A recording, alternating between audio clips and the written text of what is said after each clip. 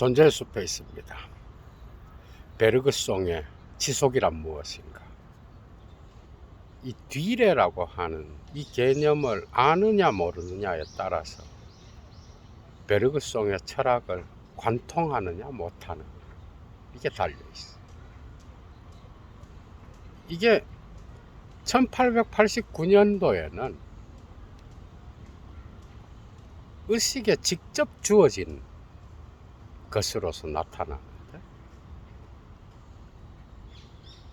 1896년도에는 물질과 기억의 어떤 관계를 통하여 드러나고, 1907년에는 생명 자체로서 이 지속이란 개념이 나타나. 여러분들이 벌써 베르그송의 1889년도 작품인 에세 쉬흘레 도네지 메디아틀라 꽁시영스, 의식에 직접 주어진 것에 대한 에세이야.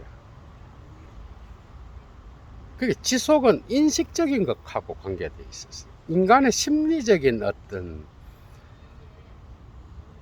개념에서 이게 점점 존재론적으로 변화되고, 그러니까 물질과 기억, 마티엘의 메모아흐, 여기서는 어떤 기억의 작용으로서 나타나기도 하지만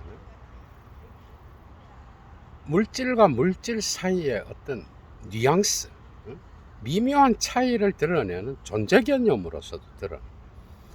그런데 이게 레볼리시옹 크레아트리스, 창조적 진화로 가게 되면 생명 자체가 되고 완전 존재론적인 개념이 되고, 그러니까 베르그송을 지속의 철학자라고 이야기할 수 있는 것도 인식론과 존재론을 관통하기 때문에 가능해요. 이 세계는 움직이죠, 그죠? 우리가 보듯이. 얘도 뒤에도 존재의 숲에 나무들이 많잖아, 그죠? 모든 건 움직여. 겨울에서 물이 흐르고, 새가 하늘을 나르고, 다람쥐가 숲속을 뛰어다니고, 개미들이 땅 위를 기어다니며, 물고기들이 물속에서 헤엄치고, 인간은 자기의 삶의 활동을 하죠. 이 모든 것들은 다 움직여. 생명은 자체로 엘랑비탈이 특징이야, 그죠? 약동하고 움직이는 거야. 그런데 이것을 우리가 인식한다고 할 때는 언어로 이 움직임을 정지시켜야 우리가 인식을 할 수 있는 거예요. 그래서 근대에 나타났던 뉴턴의 과학혁명을 통하여 발전한 자연과학은 어떻게 보면 기계론적 세계관을 만들었어요, 그죠? 공간에 연장된 것을 양적으로 계산하고 자연을 수학화시켜서 살아있는 생명체를 죽여버린 거예요. 이게 베르그송 사유의 핵심인 거야, 여러분. 응? 그래서 지속은 뭐냐? 지속은 계속해서 차이를 만들면서 변화해가는 생명 운동 자체를 나타내는 게 바로 지속 개념. 이 후기로 가면서 명확해지죠, 그죠? 그러니까 이 세계는 자체로 차이의 세계인 거예요. 변화의 세계예요. 복수성의 세계예요. 상호 침투의 세계인 거예요. 이 엥테르 페네트라시옹, 이 개념도 매우 중요해요. 페네트라시옹 미투엘, 이 상호 침투를 통하여 끊임없이 다른 것을 향하여, 이질적인 것을 향하여 나아가는 이 운동 자체, 이게 지속이야. 이런 살아있는 생명체, 움직이는 것 자체를 느끼는 거는 결코 이성이나 지성이야. 직관이야. 그죠? 그래서 베르그송한테서는 페르셉시옹, 이 메를로 뽕티한테 그대로 가죠. 그죠? 행동의 구조나 지각의 현상하게. 이 지각이라는 것도 어떻게 보면 신체와 매우 밀접하게 관계되어 있는, 우리는 이 세계의 외재성에서 드러나는 어떤 이미지를 통하여 세계와 만나. 그러니까 정신과 신체는 자체로 데카르트한테서는 생각하는 사물과 연장된 사물로서 실체 개념. 베르그송은 이 둘을 교묘하게 엮어서 지속 자체가 바로 실체를 만들어내요. 그러니까 완전하게 어떤 정신적인 것이 중요하게 작동하지만 그렇다고 유물론적인 것이 배제되는 것도 아니에요. 그래서 이마주라는 개념, 이미지라는 개념이 중요하죠. 물질과 기억에서 나타나듯이 이 세계는 사물의 이미지의 총합이에요. 그 총체가 바로 세계인 거예요. 그것은 죽은 세계가 아니에요. 사물들의 인과적 관계를 연결해서 양적으로 계산하는 것은 베르그송한테서 죽은 거예요. 그래서 이 지속, 뒤에는 시간이란 개념인데 우리가 알고 있는 분, 초, 그 다음 시간, 하루, 이런 식으로 계산하는 어떤 공간화된 시간, 수학적 시간, 추상적 시간, 이런 게 아니에요.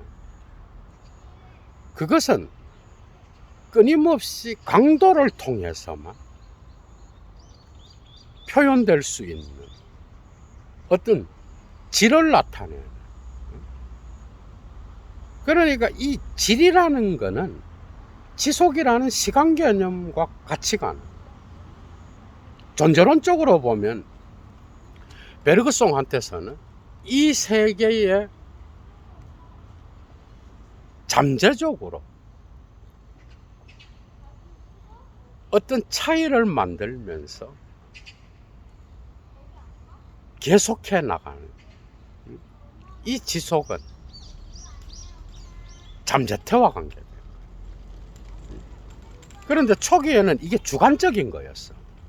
그러니까 인간의 정신 활동만이, 의식의 활동만이 이 세계의 생명체를 연속적인 걸로 파악할 수 있는 거야. 그죠? 이 세계는 그 자체로 언제나 현실적인 것으로서 주어져 있는 거야. 현실태로서.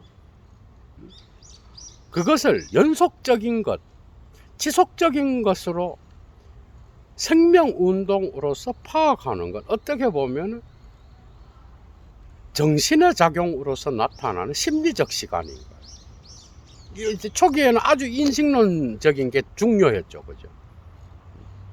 이게 이제 점점 존재론적인 생명운동, 나누어질 수 없는 하나의 연속체, 그게 우주야. 창조적 진화로 오면.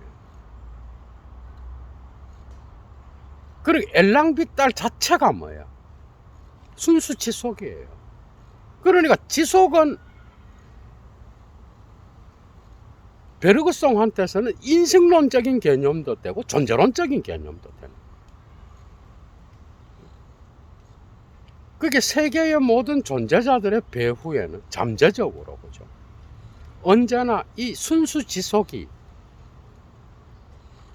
질적 차이를 만들면서 상호 침투적으로 변화해 가면서 작동하고 있어.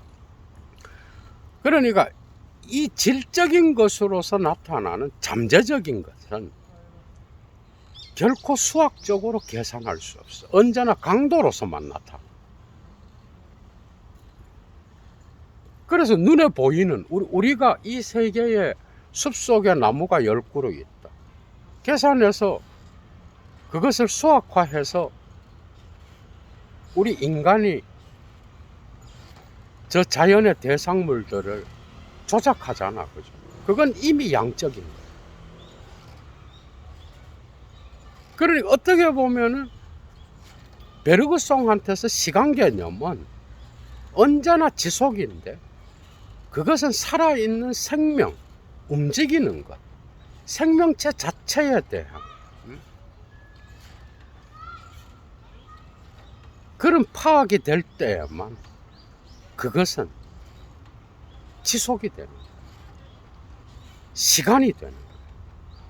그러니까 베르그송한테서 시간은 질적 시간이에요. 공간화된 것도 아니고 언제나 공간화의 가능성을 가능하게 하는 그러한 질적 차이로서 나타나는 내재적 힘인 거야. 생명 자체의 어떤 약동하는 힘인 거야. 이런 관점에서 어떻게 보면 베르그송은 생철학자라고 할 수 있겠죠. 그죠? 그 생은 바로 지속인 거예요. 그러니까 기억도 뭐예요? 기억도 이게 의식에 직접적으로 주어져 있는 어여 보면 선험적인 거예요. 칸트한테서는 이 선험적인 게 앞서 있어야, 그죠? 언제나 경험적인 게 가능하잖아. 그런 것처럼 베르그송한테서는 이게 인식론적으로만 그런 게 아니라 존재론적으로도 이 지속이 모든 생명의 약동에 내재적으로 작용하고 있는 거예요. 그래서 이 우주는 하나의 살아있는 유기체로서 서로 침투하면서 상호작용하면서 계속해서 변해나가는 그러한 하나의 생성하는 전체로서, 그러나 열린 전체,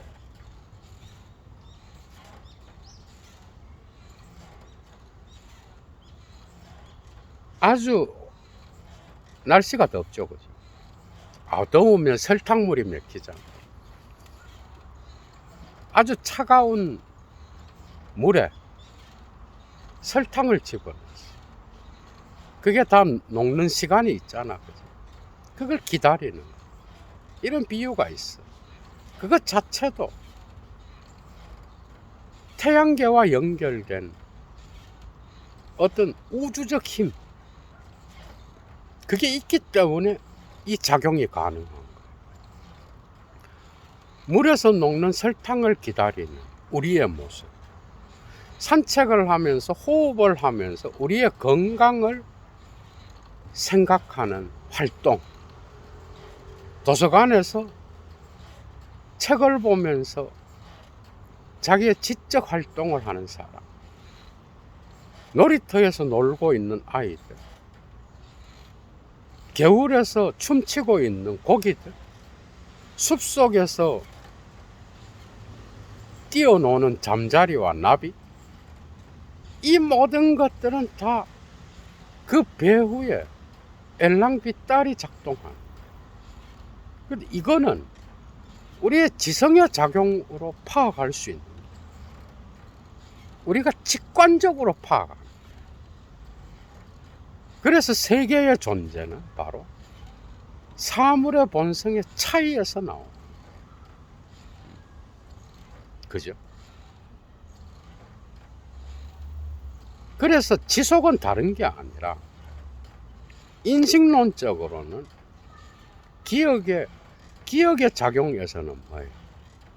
수축 기억이 있고 회상 기억이 있잖아. 어떻게 보면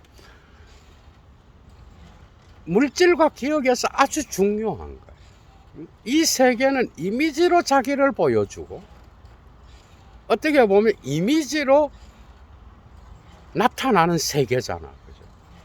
그런데 이게 인간의 인식과 만나면 이미지는 표상으로 들어. 그래서 표상 이미지는 뭐예요? 신체와 관계돼요. 그런데 이 이미지를 지속하는 것은 정신의 작용이 있어야 돼요. 뇌의 작용이겠죠. 그죠? 그러니까 이런 것들을 우리가 바깥에서 파악한 그런 것들을 연속적 지속으로 가능하게 하는 것도 어떻게 보면 정신의 작용입니다. 그래서 우리가 회상을 한다든지 어떤 이미지에 대하여 그 다음에 또 어떤 것을 기억할 때는 언제나 거기에는 꽁트락시용 수축이 중요해. 이 수축 기억은 양적인 것을 질로 바꿔버려. 그러니까 셀 수 있는 것을 셀 수 없는 것으로 바꿔. 그래서 초기에는 이게 주관적인 것과도 관계되어 있었어. 이 물질과 기억에는 이제 존재론으로 나가는 어떤 것들이 나타나.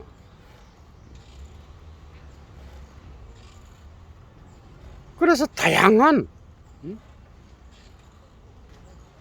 존재자들의 푸르름을 보고 있어, 우리가. 그죠? 지금은 녹색의 계절이잖아. 그 푸르름은 우리의 기억으로 저장될 때는 어떻게 돼? 질로 바뀌어져서 그냥 하나의 푸르름이 돼버려. 그러니까 수축 기억은 양을 질로 바꾸는 능력인 거야. 그죠? 그런데 이 시간의 질의 작용인 어떤 지속은 우리의 인식과만 관계된 게 아니야.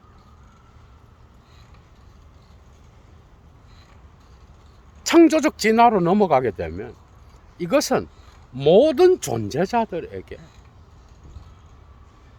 이 우주의 생명체가 하나의 덩어리로서 작동하는 그런 생의 약동이 돼버리는 거예요. 이 지속이. 그 완전 다르죠. 그죠? 그러니까 여러분들이 베르그송의 사유를 따라가기가 어려운 게 바로 여기에 놓여 있는 거예요. 인식론에서 이야기되는 것 같고 의식의 수축작용에서 나타나는 것 같기도 하고, 그래서 베르그송한테서는 언제나 과거는 뭐예요? 선언적으로 주어져 있는 거예요. 그러니까 현재가 없으면 과거도 없어요. 그거 당연한 거야. 그죠? 이거는 둘레즈의 시간론에 아주 큰 영향을 미쳤는데 이 시간론에서 복수적 자아가 나타나잖아. 차이와 반복 2장에서 나타납니다. 얘도가 이미 둘레즈 강의에서 둘레즈의 시간론에서 다뤘어요. 이게 이제 이러한 현재가 과거를 있게. 그러나 과거는 언제나 선언적으로 보편적으로 던져져 있는 거야. 어떻게 보면. 그래서 매 순간 지각되는 그 현재가 그죠? 뭐야? 그 과거의 선언적인 걸 작동하게 해서 함께 하나의 덩어리로서 기억작용이 일어나는 거야. 어떻게 보면. 그러니까 하이데거한테서도 그런 것처럼 이 하이데거도 어떻게 보면 베르그송의 영향이 좀 있어요. 물론 베르그송은 실존론적 시간성은 아니지만은 이런 시간성은 과거와 현재는 뗄 수 없어. 하이데거한테서도 그래요. 과거, 현재, 미래는 언제나 현 존재의 거기에에 따라서 다른 방식으로 그 시간성이 형성돼요. 그래서 시간이 아니고 짜이틀리히카이트, 시간성인 거야. 하이데거한테서도. 베르그송한테서도 현재와 과거는 분리되지 않아요.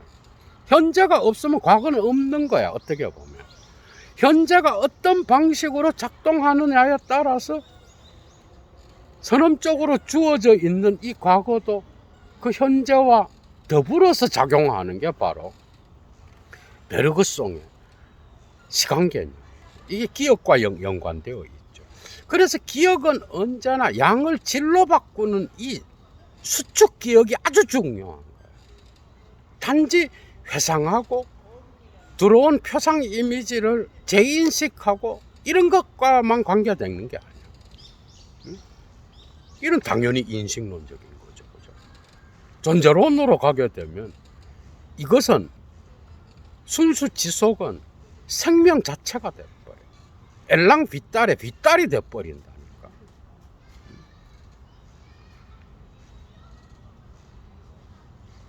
우주는 하나였던 거예요.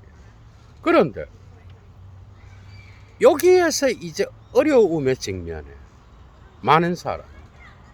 그럼 하나에 나누어질 수 없는 연속체라 그러거든요. 윈 꽁티뉴이 때 인디비지블.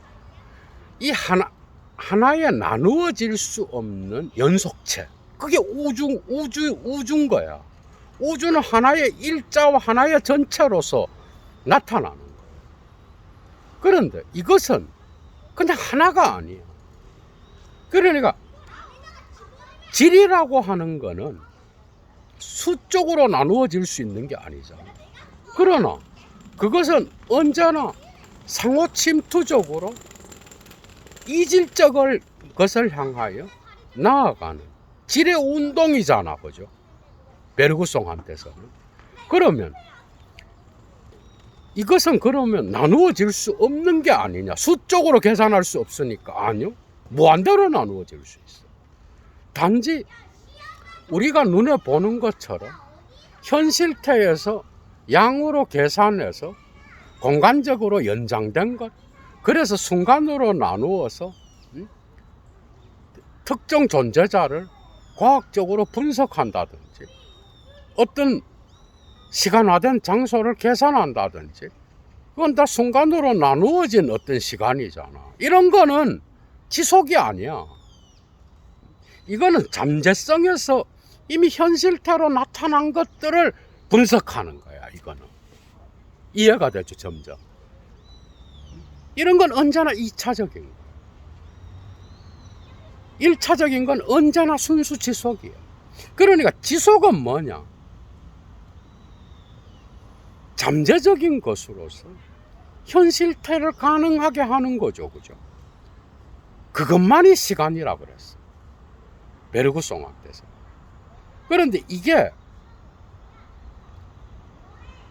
복수성이나 다양성으로 나누어질 수 없는, 아니요, 강도적으로는 언제나 나누어지고 있고 운동하고 있어. 그래서 수적으로 계산할 수 없는 복수성을 언제나 만들어내는 힘이 바로 지속인 거예요. 이것이 현실태가 됐을 때 이제 우리는 수로 셀 수 있고 공간화된 것으로서 연장된 것으로서 우리가 그것을 나눌 수 있고 복수적으로 계산할 수 있는 거죠. 그죠? 그러니까 질적인 것이든 양적인 것이든 베르그송한테서는 무한대로 이질적인 것을 향하여 변화해 가는. 오히려 현실태는 특정 공간에 지정되어 있기 때문에 이런 복수성이 잠재적인 것보다 덜한 거예요. 그래서 우리는 이 현실태로 나타난 공간화된 연장된 것을 저건 나무 한 그루, 저거는 나비 한 마리, 이런 방식으로 셀 수 있고 그리고 개체로서 특정 사물을 분석할 수 있는 거예요. 그죠? 그래서 과학적 사고는 언제나 기계론적으로 인과적으로 계산해서 사태를 죽이는 거예요.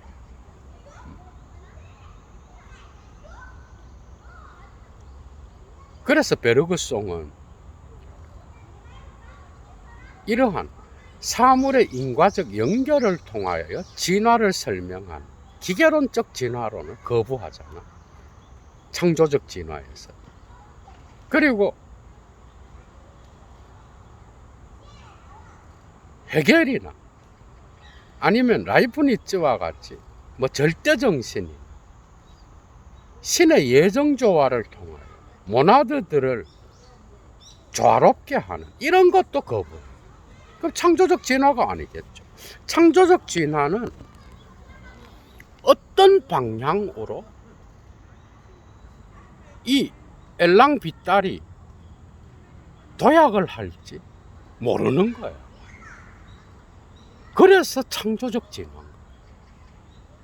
그리고 목적론적 진화나 어떤 기계론적 진화를 다 거부하는 거예요. 그거는 이 세계의 존재자들은 전부 다가 하나의 실과 같이 연결되어 있어요. 태양계를 중심으로.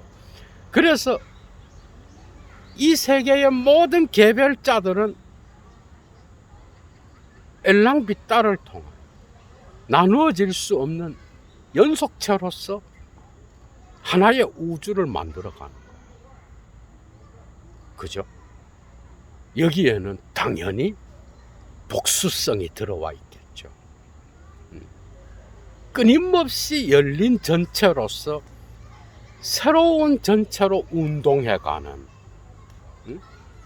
그 배후에는 언제나 엘랑비탈로서 생의 내재적 충동으로서, 그죠? 아니면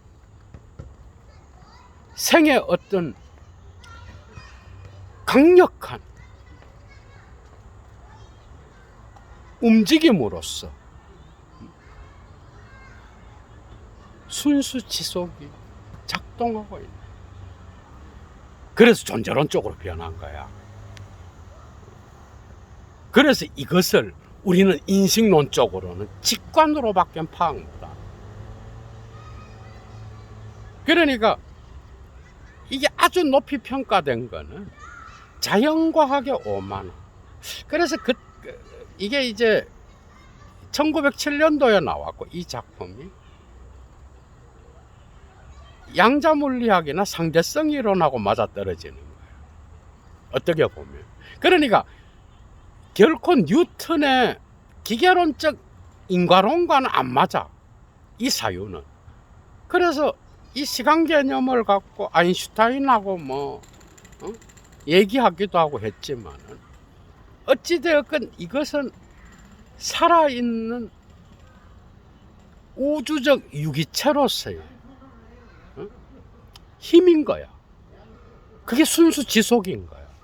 그러니까 초기에 어떤 자연과학의 실증적 시간을 거부하고, 초기도 이 시간 개념이 질적인 거야. 그죠?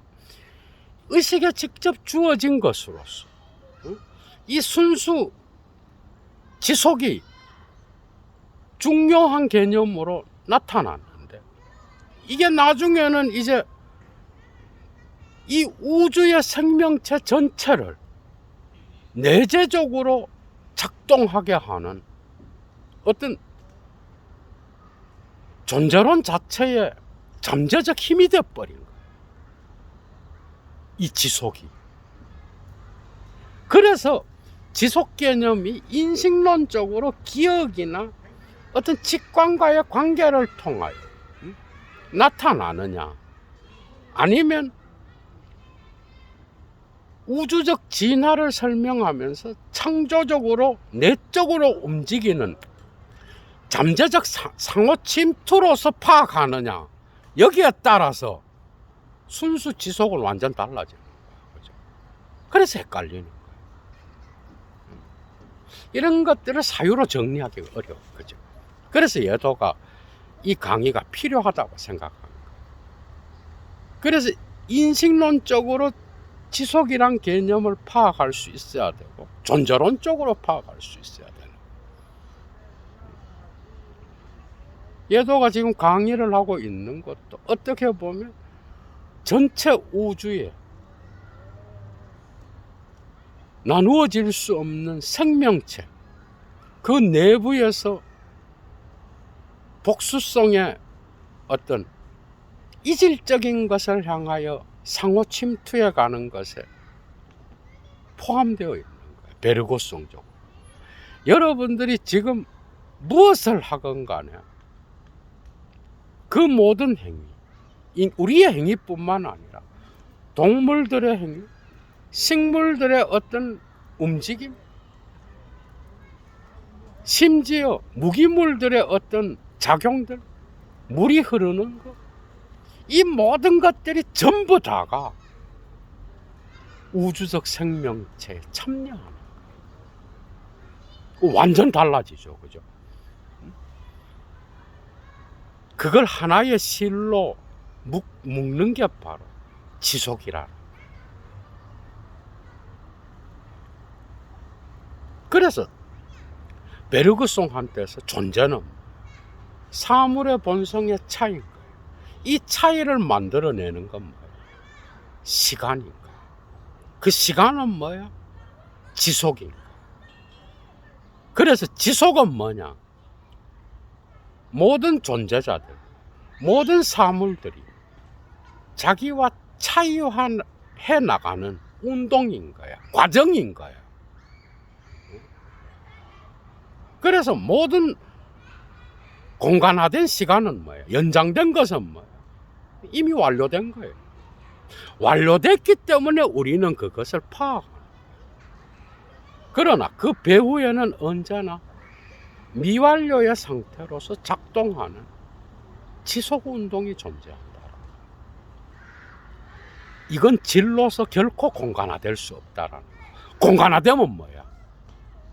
이미 악듀엘이 돼버리는 거예요. 현실태가 돼버리는 거예요. 그러니까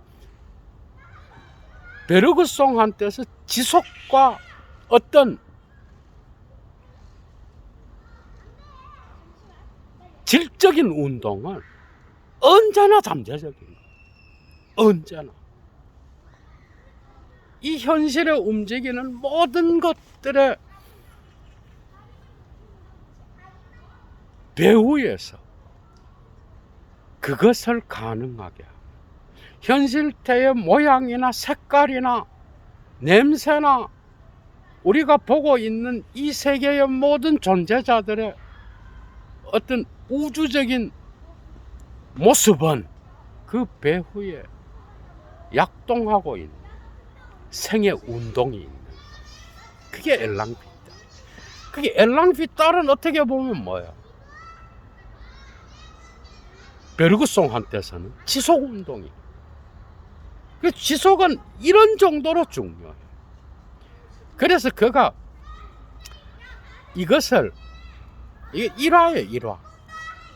이 자기가 말하는 질적 시간으로서의 이 지속이란 개념을 계속해서 콜레주 드 프랑스 교수가 돼서도 사람들에게 강의를 했겠죠. 그런데 그걸 강의하는 도중에도 이해를 못하는. 그래서 계속해서 이런 말을 했어요. 마담, 내가 말하는 게 공간적인 게 아니라 시간이라니까. 이 시간이란 개념을 아직도 이해 못했어요. 이런 반문을 정말 많이 했다라. 그 여러분들도 이 시간 개념이 이제 들어오죠, 그죠? 그러니까 우리가 공간에서 우리가 시간으로 알고 있는 것, 사물들의 변화, 그리고 추상적인 어떤 수학적인 것, 이런 것들하고는 아무 관계가 없어. 오히려 생명 운동을 직관하는 인식적인 힘과도 관계되지만은 존재론적으로 볼 때는 이 세계의 생명 자체를 나타내는 개념이 바로 질적 시간 개념이라. 상당히 많은 것들이 들어올 거예요, 여러분들한테. 이 여름이 되면 예도는 참 강의를 하기가 이 모기 때문에, 모기가 가능하면 없는 데를 찾은 게 여기에요. 그런데도 모기가 많이, 거의 모기한테 희생당하지 않고 강의를 거의 끝나가지만 어쨌든 이런 것들이 있었다. 그러니까 이건 무의식적인 것하고도 관계. 어떻게 보면 이 페르셉시옹,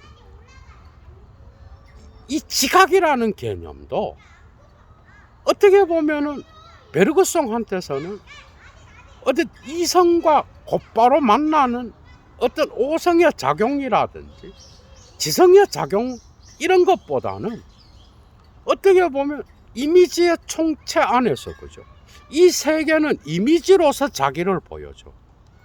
그래서 둘레즈는 메타 시네마 1 운동 이미지에서 베르그송의 어떤 이러한 이미지의 운동, 이 세계는 어떻게 보면 이미지로서 자기를 보여줘. 메타 시네마와 같다 그러잖아. 그러니까 이 세계는 어떻게 보면은 우리가 스크린을 통하여 보는 이미지들이 움직이는 어떤 그런 총체와 같은 거예요. 엉성불인 거예요. 조화와 같은 거예요. 그죠? 그런데 이런 이 세계의 이미지들의 한가운데에서 우리 인간의 신체는 여기서 이제 이 지각 개념이 중요해. 멜로뽕띠를 여러분들이 이해할 수 있는 그 이미지들의 총체 한가운데에서, 그러면 인간의 신체는 이미지가 없는, 이미지가 있죠. 그래서 인간의 신체도 전부 다 이 세계의 사물들의 이미지와 함께 조화를 이루어서 있는 거야. 지각이 뭐냐? 그 총체 안에서 어떤 신체의 운동을 통하여, 그죠?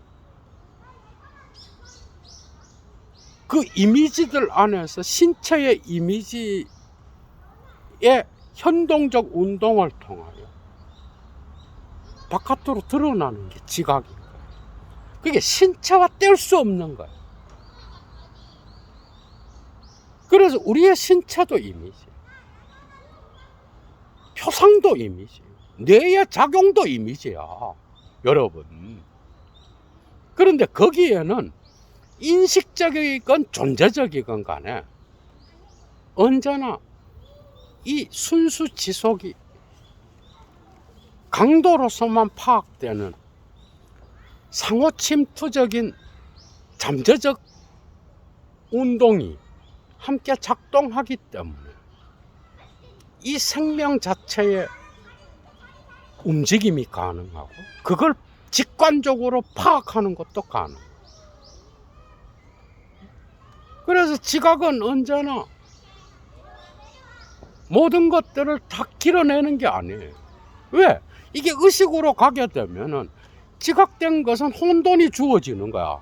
혼돈의 덩어리에서 어떤 걸 언어적으로 선택한다든지 관념에 맞는 것을 선택해서 죽여버려. 그게 우리 인식인 거야. 응?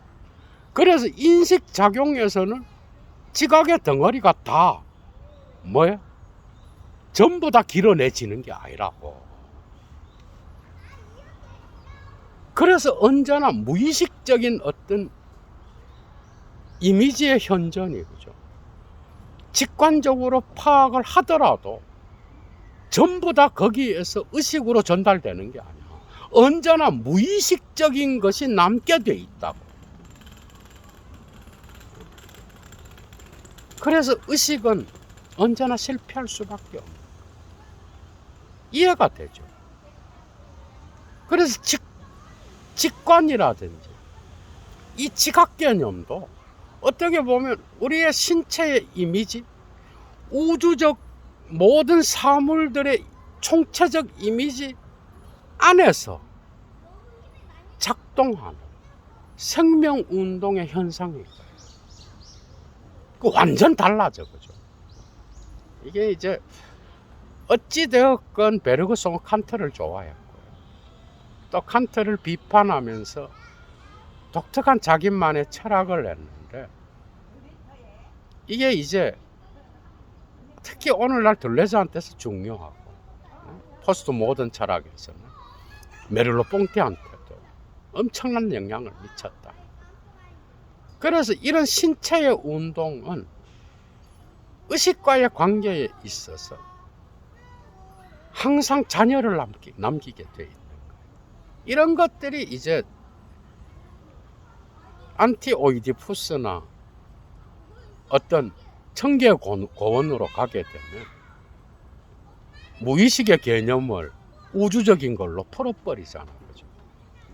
이런 것들도 크게 작게 베르그송의 철학으로부터 영향을 받고 있다. 의식은 아주 작은 거예요. 의식은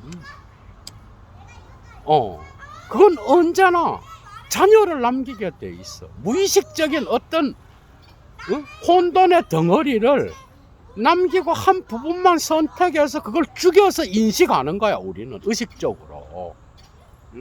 그 배후에는 언제나 생명으로서의 지속이 함께 작동하고 있어요. 그래서 신체와 본능, 자아도 언제나 확정된 게 아니고, 이 불교하고도 연결되는 게 상당히 많아, 그죠? 그래서 둘레즈는 이런 베르그송의 사유로부터 영향을 받아서 복수적 자아라든지 그의 시간성에서 어떤 이런 무의식적 자아, 이런 것들은 또 프루스트의 잃어버린 시간들하고도 관계. 이 지속 개념이 매우 중요합니다. 무의식적인 거죠. 잠재적인 거니까, 어떻게 보면 잠재적 힘이에요. 쇼펜하우어 한때서 뭐예요? 의지야. 그것도 무의식적 충동이잖아, 그죠? 그런 것들하고도 또 연관이 돼 있다. 이 강의가 여러분들한테 그 베르그송의 전체적 사유를 파악하는 데 도움이 되었으리라고 저는 확신합니다. 날씨 덥죠. 어디에 계시든 건강하시기 바랍니다. 외국에서 보는 분들도 많은데 거기도 더운지 모르겠지만 늘 건강하시고 행복하시기 바랍니다. 얘도 물러갑니다. 좋아요 잊지 마시고요. 여건이 되시는 분은 사막의 철학을 위하여 애청하시는 분들 가운데서 예도 TV를 후원해 주시면 감사하겠습니다. 자발적 수업료 주스